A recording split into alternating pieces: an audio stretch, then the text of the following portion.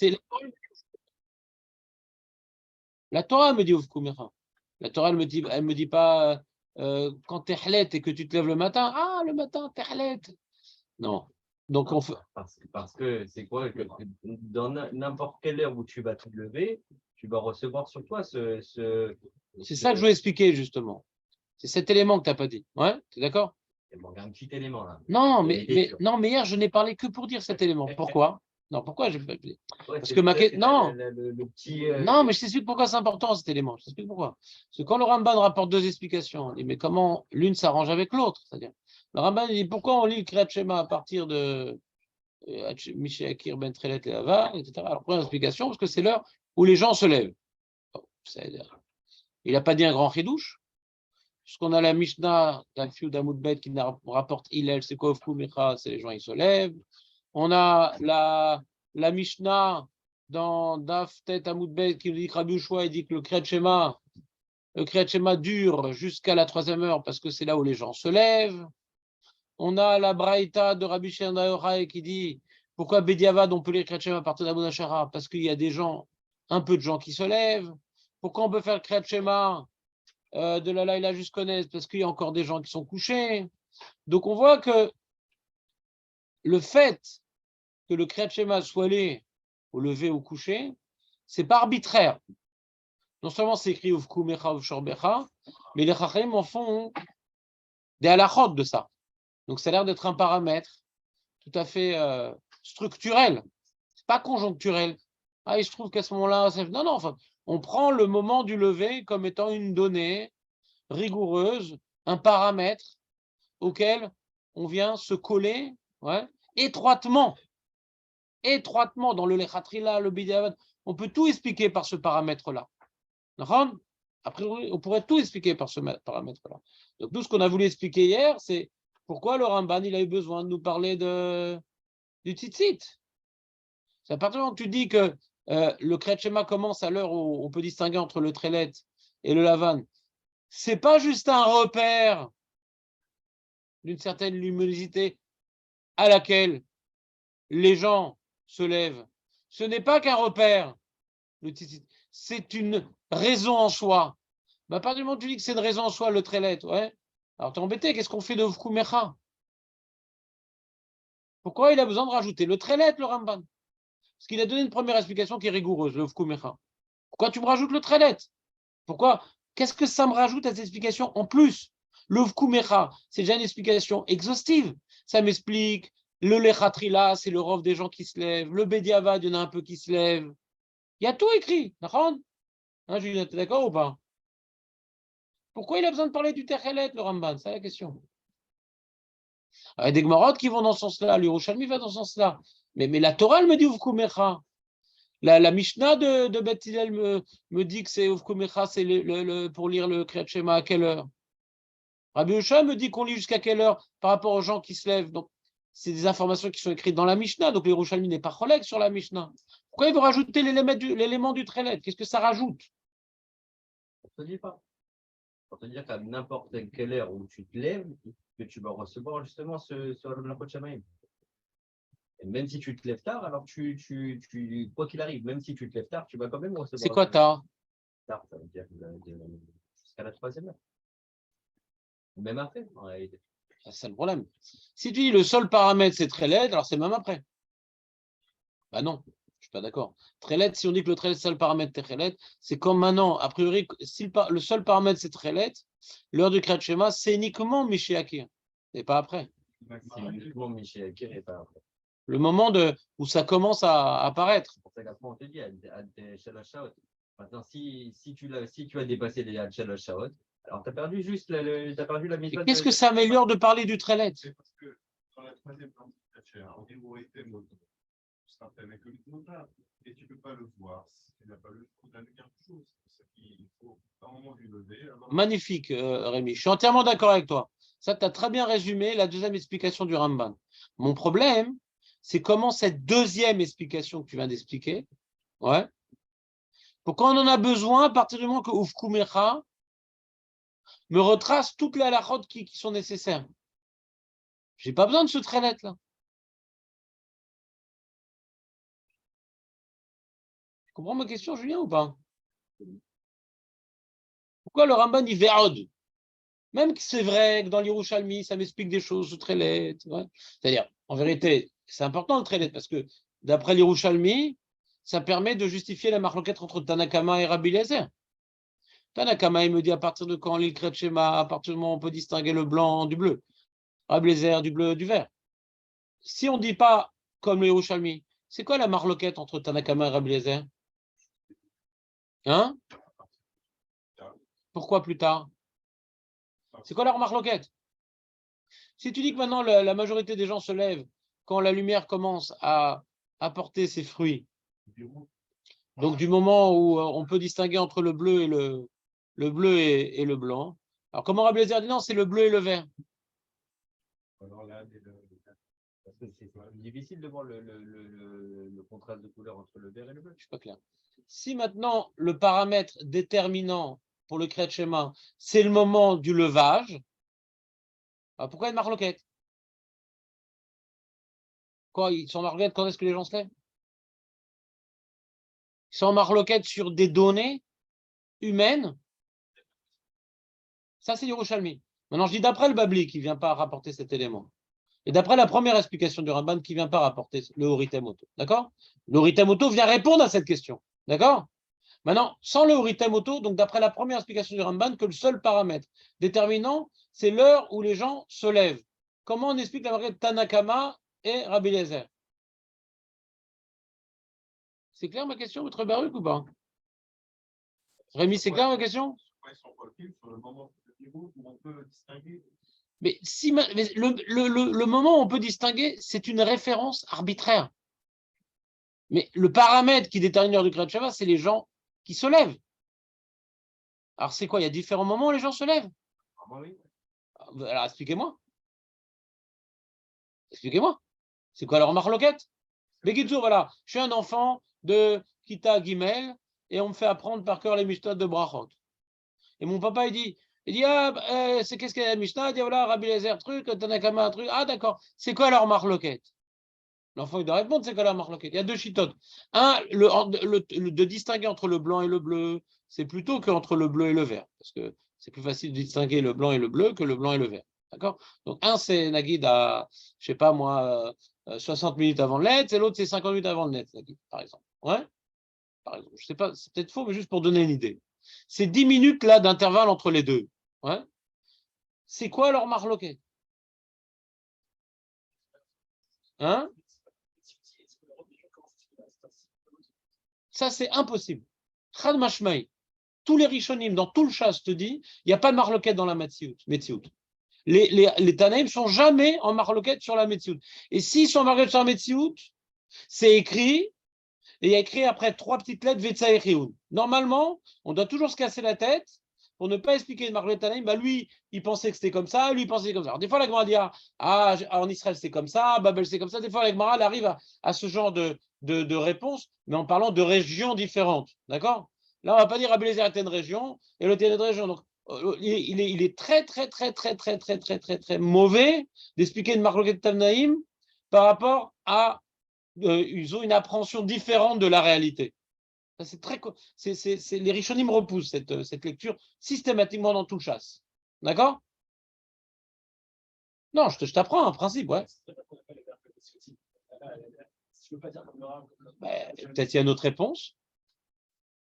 Peut-être il y a une autre réponse. Ta réponse, ça serait la dernière de la liste, on est d'accord? Peut-être il y en a avant. Hein? Dire la bonne réponse? Non, parce que je connais ce genre de réponse que je vais dire. C'est oui, c'est évident pourquoi tu l'as dit. Donc, avant de la dire, je veux que vous le disiez, vous voyez que vous ne le dites pas. Et après, je vais dire, ah oui, mais c'est pas shoot. On l'avait dit, c'est ça que j'ai dit tout à l'heure. Ouais. C'est pédagogique, Julien, toujours pareil. Hein? Où tu te situes dans la journée, je ne vois pas le problème. Si maintenant on dit que le paramètre, quand est-ce qu'on lit le Kriyat Shema par rapport au levage des gens? Ouais. Quand est-ce que les Khatrila, on lit le Kriyat Shema, nous dit le Ramban, quand le rov des gens se lève? Quoi, le rov des gens, il se lève au moment où on distingue le bleu du blanc ou le blanc du vert? On ne peut pas dire que c'est ça leur marloquette, ce serait une marloquette dans des données. Et là, il débute le jour. Non, ce n'est pas ça leur marloquette. Le Kriyat Shema ne dépend pas du jour, mais du lever des gens. Il n'est pas marqué Bayom ou Balaïla, marqué Ufkumecha ou Shorbecha. D'accord? Non, ça c'est sûr que c'est faux. Ça coïncidit avec la réponse de Julien. Mais vous avez dit que la réponse de Julien, elle est fausse. Ben voilà, ça, je demande. Alors, ce que j'ai pensé dire, ouais, qu'en vérité, il y a une marloquette. Ouais, Rabbi Eliezer, il dit la majorité des gens se lèvent quand il y a suffisamment de lumière pour distinguer le bleu du vert. Ouais. Et Tanakama, il dit je suis d'accord avec toi, mais il y a quand même pas mal de gens qui se lèvent déjà, hein, pas la majorité, mais c'est pas une minorité. C'est pas une minorité. Depuis Amouda Shachar, c'est vraiment, comment dirais-je, c'est pas normal de se lever à Amouda Shachar, il fait tout noir et on peut rien faire et les gens qui se lèvent à ce moment-là, il y a un point d'interrogation sur leur front. Quand tu te lèves maintenant, c'est pas un moment où on se lève. Il y a des gens qui se lèvent, mais c'est pas dans la nature des choses. Quand ils commencent à avoir suffisamment de luminosité depuis Ben Trelet et Lavan, ouais, il y a les gens qui ont une vie professionnelle exigeante, ouais, vont profiter de ce début de luminosité pour commencer à faire des choses et pour pouvoir s'affairer au plus vite. C'est les gens pressés. Mais ça correspond à une réalité, ouais, humaine, pas à un cas particulier qui est contre nature. Mais la plupart des gens, hein, c'est quand il y a vraiment suffisamment de lumière qu'on peut voir vraiment les couleurs les unes des autres. Et ça, c'est la majorité des gens. Maintenant, il vient Tanakama et dit oui, mais les khatrila, on peut déjà prendre en considération les gens qui ont une vie professionnelle exigeante pour dire que c'est déjà Ufkumecha. C'est un peu le même problème qu'on a vu. Ouais. Rabbi Eliezer, il est plus restreint, Rabbi Eliezer. Parce qu'il voit vraiment la majorité des gens qui se lèvent. Donc, il dit ça commence au moment où on peut distinguer le bleu du vert, jusqu'au net. Mais le problème, c'est qu'après le net, c'est vrai qu'il n'y a pas beaucoup de gens qui se lèvent après le net, ouais, mais ça correspond à une réalité qui n'est pas contre nature. Les Bnei Melachim qui se lèvent, c'est pas contre nature. Comme ils n'ont pas d'activité professionnelle exigeante et qui sont même des rentiers, alors eux, c'est normal qu'ils ne se lèvent pas quand la lumière, ils restent au lit, ils traînent. On connaît le phénomène de traîner au lit. Ce n'est pas les Bnei Malachim qui l'inventent, mais il faut avoir les moyens de pouvoir traîner au lit. Moi qui viens à Natania vous faire un cours, si je ne me lève pas quand ça sonne, eh ben, je ne pourrais pas dire que ça sonne Vestimcha après. Ouais. Donc, il faut avoir les moyens de rester au lit. Quelqu'un qui ne vient pas au shiur hein, parce qu'il ne s'est pas levé le matin, il peut, parce que ce n'est pas lui qui donne le shiur.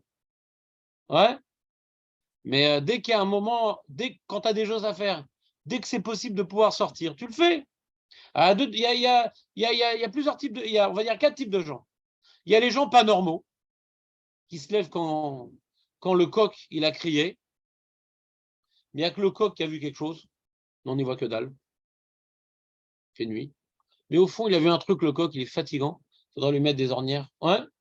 Et donc, on a entendu qu'il commence à avoir un peu de mouvement. Allez. Oh. Alors, il y a des gens qui doivent partir en voyage, en truc. Comme on a vu hier, Julien, que les mecs qui veulent marcher toute la journée, il y a une opinion qui dit qu'ils marchent depuis Hamoud Shachar jusqu'à Tzedakot. Donc, ça existe des gens pareils. Mais c'est rare. On ne sort pas dehors quand il fait nuit. Parce qu'au fond, il y a une petite lueur, je m'en fous de la petite lueur. Là, dans mon espace vital, je ne vois rien. Ouais. Donc, c'est rare. Donc, ça, hein, c'est Bédiavad de lire le Kriyat Shema à ce moment-là. Parce que c'est pas normal de se lever à ce moment-là. Ça peut arriver, mais ce n'est pas normal. C'est clair? Mais à partir du moment où on peut distinguer le blanc du bleu, donc il y a un certain contraste, ouais, les gens qui sont pressés, ouais, sans être fous, sans avoir un voyage de folie à faire, qui ont une activité yom-yomite, mais qui est exigeante, ils profitent de ces premières lueurs pour commencer leur déambulation. Ce n'est pas une majorité, mais ce n'est pas une minorité. Voilà. Ça correspond à une réalité humaine de se lever quand il y a une luminosité. C'est une réalité humaine, mais ça ne touche pas la majorité. Ça peut s'appeler Uvkumecha, parce que c'est un moment adapté pour se lever. La manière que les Bnei Melachim, c'est une minorité, mais c'est un moment adapté pour se lever pour des gens qui n'ont rien à faire. Je veux dire que c'est un peu pareil. Tanakama et Rabbi Yoshua, je dis c'est un peu pareil. De se lever à partir d'un début de luminosité, s'adapter au moment du levage, bien que la majorité ne font pas encore à ce moment-là. Le fait de rester au lit après le net, c'est une réalité adaptée pour un certain type de personnes. Bien qu'à l'époque, la Mishnah, c'était une minorité. Mais c'est adapté à une réalité humaine. Mais dans les faits, quand est-ce que la majorité se levait? Depuis Ben Trelet l'Ekarti jusqu'à Juste connaître. Il y a les faits et il y a la réalité humaine logique de se lever. On pourrait très bien se lever de mi-Trélet et Lavan et jusqu'à la 3e heure. Mais dans les faits, Rabbi Eliezer, il voit dans les faits. Même le soir, on voit. Il dit jusqu'à quand les gens se couchent, dans les faits. Il est très restreint, Rabbi Eliezer, dans sa définition, même pour le soir. Jusqu'à quand les gens se couchent? Ah ben, c'est un peu différent. Mais on voit encore une certaine restriction, un regard plus restreint de l'intervalle de temps proposé. Vous comprenez ce que je veux dire ou pas? Il a une lecture plus restreinte de Ouf Shorbecha. Au lieu de dire tant que tu es couché, c'est quand tu te couches. Et Ouf Kumecha, une lecture plus restreinte, non pas au niveau étymologique, mais au niveau maintenant de quel temps ça vient maintenant concerner. Vous comprenez ce que je veux dire ou pas? Il est plus restreint dans sa lecture, Rabbi Eliezer. Vous me suivez ou j'étais trop rapide? Si on va d'après cette logique-là. On n'a pas besoin de Trélet. Là, je vais expliquer pourquoi on n'a pas besoin de Trélet. Tout ce que j'ai fait, c'est pour dire ça. Qu'il y a une lecture de la Mishnah sans l'Yerushalmi. Parce que le problème du Yerushalmi, c'est que si le Babli était d'accord, il aurait dû le dire. Qu'il y a une marloquette comment est Doresh ou Ritem Oto. C'est une marloquette dans la dracha. On va deviner une marloquette dans la dracha. Est-ce que Ritem Oto, c'est quand tu vas avoir le fil bleu à côté du blanc ou le fil bleu en lui-même? Marloquette, comment on comprend le mot Ritem Oto? Ça la Gemara aurait dû nous dévoiler quand même. Vous comprenez ce que je veux dire? Donc je veux dire que la Gemara, a priori, elle ne partage pas l'opinion du Yerushalmi. Pour la Gemara, on prend Ouf Kumecha comme paramètre. Et elle ne m'explique pas parce que ce que je veux dire, on peut le deviner tout seul, par analyse. Il y a une analyse sur c'est quoi Ouf Kumecha. On peut l'imaginer, ce que je dis. Mais Uritem Oto, on ne peut pas l'imaginer si on ne le dit pas. Ça veut dire quoi, Uritem Oto? Donc si la Gemara était d'accord, elle aurait dû le dire. C'est clair ou pas? Oui, qu'est-ce que tu dis, Elie? Si on va d'après cette logique-là, le Trélet et Lavan, ça serait Bédiabat. Ben non. C'est ça la marque de Tanakama. Rabbi Eliezer. Pour Rabbi Eliezer, c'est Bédiavad. Parce que la majorité des gens ne se lèvent pas à partir de Trélet et Lavan. T'as Tzodek. Tanakama dit c'est les ratrila, parce que c'est tout à fait normal de se lever quand il y a la luminosité, et il y a des gens qui le font. Il te dit ça parce qu'en réalité, ce n'est pas une minorité. Et c'est une réalité humaine. Je rajoute, et c'est une réalité humaine. C'est pas une bizarrerie de se lever quand il y a un peu de luminosité. Il y a des gens, c'est une réalité humaine. Comme pour les Bnei Melachim. Ils ne sont pas nombreux, mais c'est une réalité humaine. Et je me dis que quand maintenant on est possèque, qui est Acherim, ouais, qui est l'heure où on peut déjà repérer la personne en face de toi, et que l'Yerushalmi dit ça correspond à Tanakama, il dit l'Yerushalmi. Ça correspond à Tanakama, c'est-à-dire ça correspond à Mitrelet et Lavan. Ça veut dire qu'on est Mekel. C'est-à-dire qu'on est Mekel. Et je suis content qu'on soit Mekel, parce que ça me permet de comprendre qu'on est possède comme Rabbi Yoshua aussi. On a une vision plus étendue du Zman de Uvkumecha. Comprenez ou pas? Autant dans le soir, c'est toute la nuit, autant dans le matin, c'est l'intervalle large.